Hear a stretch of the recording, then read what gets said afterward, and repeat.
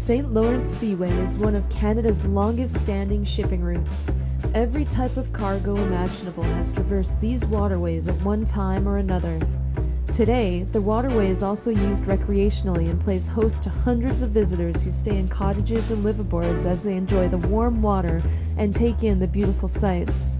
This week, the dive team heads out to Brockville to explore a number of wrecks and shore dives in the area. The team arrives a day early to the rental cabin at Ivy Lee Campground. Each diver does a last-minute gear check to be sure that everything is packed and in working order, ready to go for the morning's dives. Conestoga was an ironclad wooden steam freighter, 252 feet long.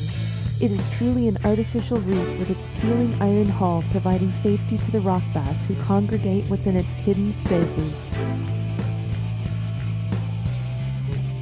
This dive is a must-see for all drift certified divers. Here, in waters as deep as only 25 feet, it is not unheard of to snorkel this wreck, though it is best explored using scuba equipment. A fire started in the engine room of the Conestoga while she was waiting passage through a lock near Cardinal, and the ship was pushed off and left to drift downstream where it burned and sank. Macro photographers will enjoy the intricate shapes of the sponges encrusted along the hull of the ship. Unlike marine sponge, freshwater sponge have adapted to the extreme environmental conditions in Canada and will become dormant when exposed to excessive cold situations. The highly resistant buds can live dormant after the mother sponge has died, and when conditions improve, the buds will germinate into new growth.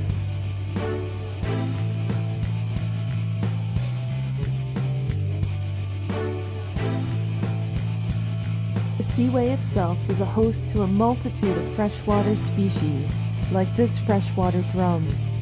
The males of this species can use their air bladder to produce a drumming sound.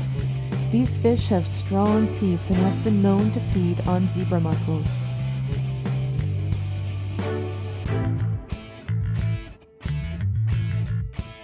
All in all, the dive team enjoyed exploring the wreck of the Conestoga despite the strong current. This is a dive you should not miss. Do not forget to bring your camera.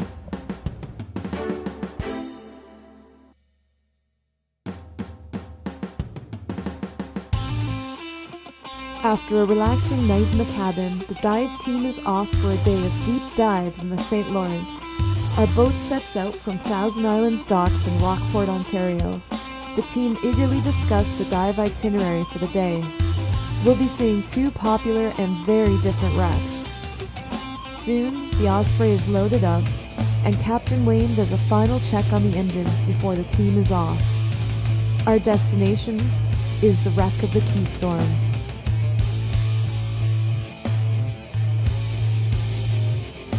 Remember to bring your passport. The Keystorm is in American waters. Elaine and Bud both carry pony tanks for the deep dive. One has oxygen for decompression, while the other bottle carries extra air in case of a diver emergency.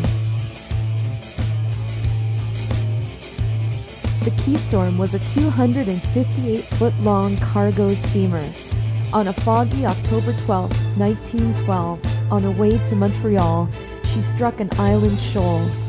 Pumps were turned on as soon as the crew realized what had happened, but the Keystorm sank with her load of coal after 5 hours.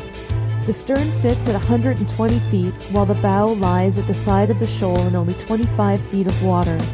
The entire ship is on its side and makes for a very interesting dive.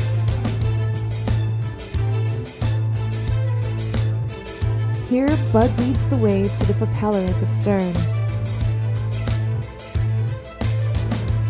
The boat blocks much of the current, and divers will find that it is a reasonably calm dive when they remain on the top side of the wreck. There are a few places that penetration is possible, though it is not recommended due to the disorienting features of the wreck.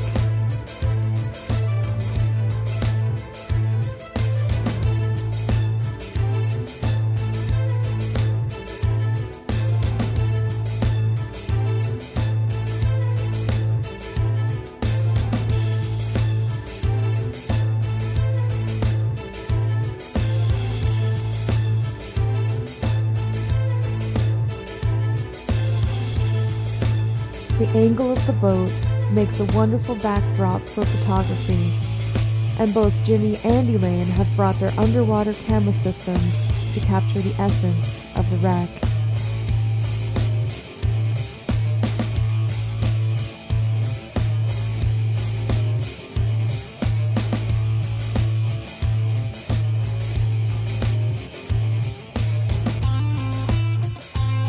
The Keystorm is residence for many large bass whom seem to congregate most near the bottom on the Seaway floor.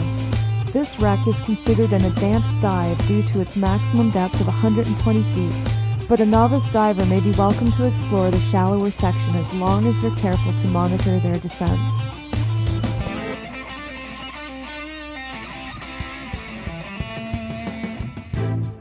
The current on our next dive is also quite strong, so Bud and the team descend directly along the rope, hand over hand until the bottom is visible. The 130-foot Kinghorn sank in a storm in 1897 while carrying a load of wheat to Montreal.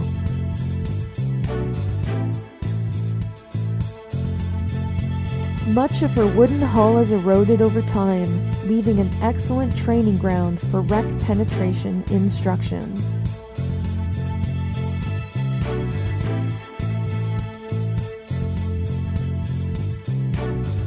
Bud is careful not to stir up the sediment on the floor of the deck.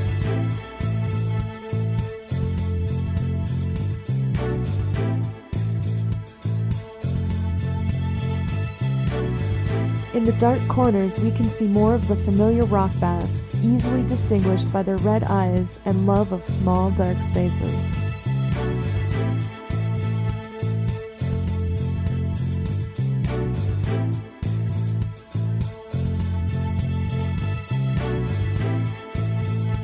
After swimming the length of the boat from the inside, Bud leads the team to her top deck and is met with a school of walleye. These fast-swimming fish move effortlessly in the current.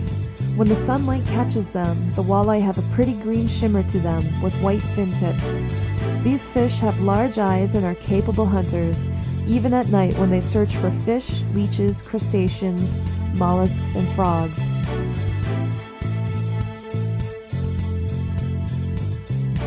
At the front of the boat, we are greeted by a school of bass who rest from the current at the bow. At a maximum depth of 95 feet, the Kinghorn has been an awesome second deep dive of the day. Thank you for joining the dive team on the Conestoga, the Keystorm, and the Kinghorn. Join us again next time for more deep dive fun.